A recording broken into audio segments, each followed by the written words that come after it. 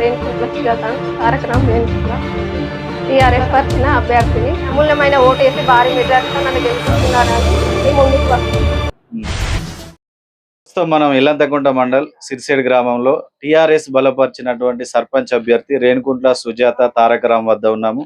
వారు ప్రజల్లోకి ఎలాంటి హామీలు ఇస్తూ వెళ్తున్నారు, భవిష్యత్తులో ఎలాంటి సమస్యలను పరిష్కరించడానికి ముందుకు రావడం జరిగిందో తెలుసుకునే ప్రయత్నం చేద్దాం. అన్నప్పుడు మీరు టీఆర్ఎస్ బలపరిచిన అభ్యర్థిగా ముందుకు వెళ్తున్నారు. గ్రామంలో ఎలాంటి సమస్యలు మీరు అబ్జర్వ్ చేయడం జరిగింది, వాటిని ఎలా పరిష్కరిస్తారు? గ్రామంలో ఉన్న సమస్యలు అన్నీ మేము చూసాము. కొన్ని రోడ్ల సమస్యలు ఉన్నాయి, కొన్ని డ్రైనేజ్ సమస్యలు ఉన్నాయి, లైటింగ్ సమస్యలు ఉన్నాయి. శ్మశాన వాటికకు పోనీకి సీసీ రోడ్డు కరెక్ట్గా లేదు. దాన్ని కూడా మేము సర్పంచ్గా గెలవడంతో ఆ పని కూడా మేము పూర్తి చేస్తాము. ఇంకోటి రోడ్డు ఇటు మన రైతులకు వెళ్ళే కెనాల్ పొంటి వెళ్ళే రోడ్డు కూడా చాలా ఇబ్బందులకరంగా ఉంది. ఇది కూడా పూర్తి చేయాలనుకుంటాం.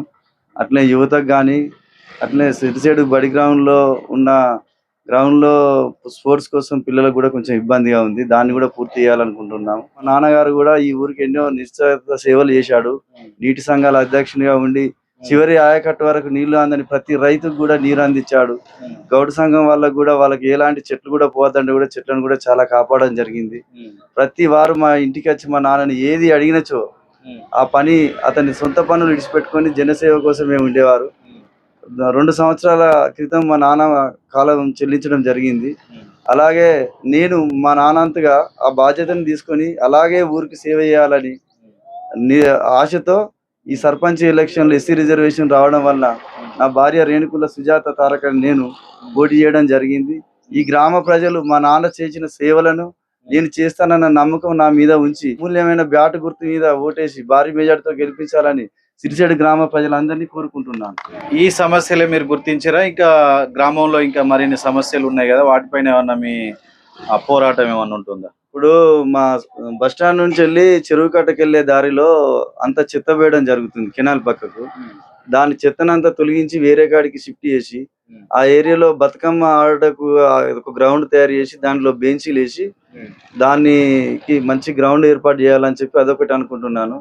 పోచమ్మ గుడి శిథిల వ్యవస్థలో ఉన్నది, దాన్ని కూడా పునర్నిర్మాణించాలని అనుకుంటున్నాము. వృత్తిరీత్యా ట్రావెల్స్ ప్రొక్లైన్ మిషన్లు నడిపేవాడిని.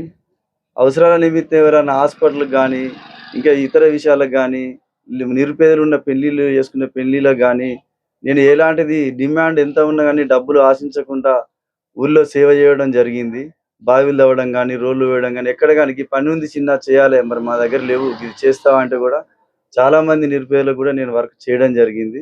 ఇప్పుడు కూడా అదే రీతిగా ఇంకా పెద్ద బాధ్యతగా నాకు ఇంకా పెద్ద బాధ్యత ఈ సర్పంచ్ పదవి నాకు కనుక వరించినచో ఇంకా పెద్ద బాధ్యత తీసుకొని మీ జనసేవలు అందరికీ జనంలో ఉన్న వారికి అందరికీ సేవ చేస్తానని కోరుకుంటున్నాను. బ్యాటు గుర్తు బాలెట్ పేపర్ మీద 3వ నంబర్ మీద వేసి అత్యంత మెజార్టీతో నన్ను గెలిపించగలరని గ్రామ ప్రజలను వేడుకుంటున్నాం. గుర్తుకే గుర్తుల గుర్తుంచుకో, గుర్తుల గుర్తుంచుకో.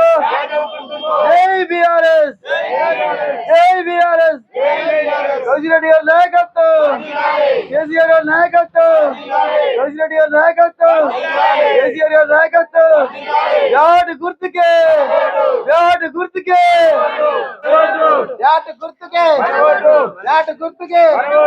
ఓటేద్దాం, ఓటేద్దాం, ఓటేద్దాం, ఓటేద్దాం.